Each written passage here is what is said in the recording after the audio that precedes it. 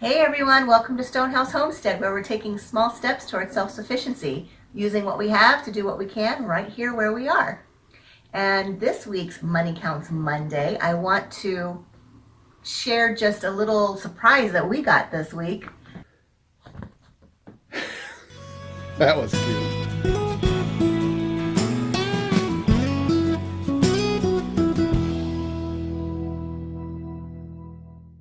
It involves those loyalty cards that you get from different stores that you can collect points to use to redeem free items or money off items. And I understand some people don't like them. They feel that it can be an invasion of privacy, which I understand, that's fine. But for those of you who do use them, my tip is to remember to keep up with them, because I completely forgot that we had a loyalty card for PetSmart. And we go in and we buy things that we need. Number one thing, do not buy stuff you don't need just to accumulate points, because it defeats the purpose. But anyway, I received an email from PetSmart that we had enough points that we were able to get 2 free boxes of treats from PetSmart, which we will be needing because this little guy is training and he starts his puppy kindergarten in about 2 weeks. So those will definitely come in handy. So this week, my reminder and my tip is to remember to keep up with your loyalty cards and utilize them, because they can pay off. All right, guys. This is John, and there's been a little bit of confusion from last month on where I'm getting this family income of $105,000.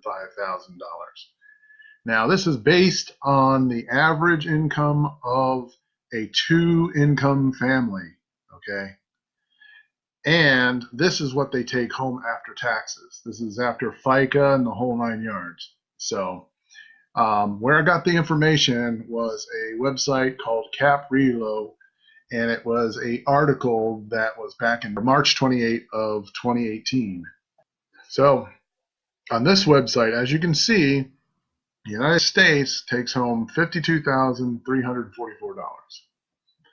Now the poor schmucks in Denmark, they only take home $28,022.7.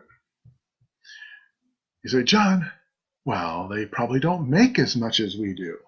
Well, guess what? Unfortunately, they make, on average, just a tiny bit more. $64,310. The average American makes $64,154. So as you can see, people in Denmark make more money on average than the average U.S. citizen. The difference is what? The actual tax rate, 56%. The average American only pays 18% in federal taxes. I bet you that's a shocker. But just remember, the average family has a lot of deductions like kids and mortgage insurance and so on and so forth. So here we are. This is where I get the 105,000. I just basically round this up, and we just got to shed a tear for our friends in Denmark, because I certainly hope that they're getting a lot more services, especially since the housing costs there are just astronomical. Just keep that in mind when you're talking to your friends about taxes and take home and yada, yada, yada. Because, most people that are watching our channel are going to be trying to get out of debt for one major reason, and that is so that they will not be a slave to no one. So let's go back to the presentation.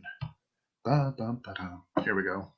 So you look at this and you say, John, last month, this is what was left over. This month, wow, this is what's left over. Well, where there is good, there's also bad. Look at here. Credit card 1. Yep, last month, the balance was lower than this month. I made a mistake, and I admit to it. I forgot that I had my car insurance and my life insurance charged to that credit card. Now, when we were completely out of debt except for our mortgage, I decided to pay online to that credit card. I was kind of weary of going and have them take it directly out of our checking account. So I put it onto that credit card and I completely forgot. So that's why this credit card, number one, has a higher balance this month than that because, of course, yep, our insurances were due. And, we're not crazy with our vehicles and stuff, but still we live in a state where insurances are high and therefore it was a lot of money.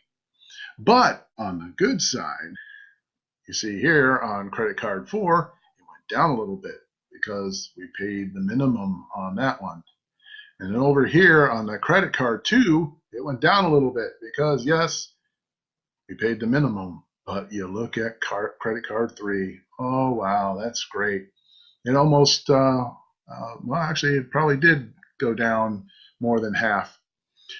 Now, the reason why this credit card was chosen to pay down is because it has the least balance. And according to Dave Ramsey, who we all know is the financial guru online, and says to pay off the credit card with the least balance so that it gives you the sense of accomplishment. Because if you go in and put that money on credit card 1, that's just going to go down a little bit, the balance. But with this, it visually says to your brain, wow, look at that. Cut that in half. So once this credit card has been paid off, then we take whatever we paid each month to pay it down and then add the monthly payment to that, and then we put it to the next one. So in this particular case, it'll be credit card 2, and then we'll pay that one down. And then we'll go over here and pay credit card 4 down. And as we're doing that, this column should be going up, up, up, up, up, up, up. So that is the scenario on why it is important to work with a budget and to take control of your spending. So this is John from Stonehouse Homestead saying, So thanks for joining us today for Money Counts Monday. We hope that you are getting encouragement and ideas and motivation to begin your journey to debt freeness. We'll see you next time.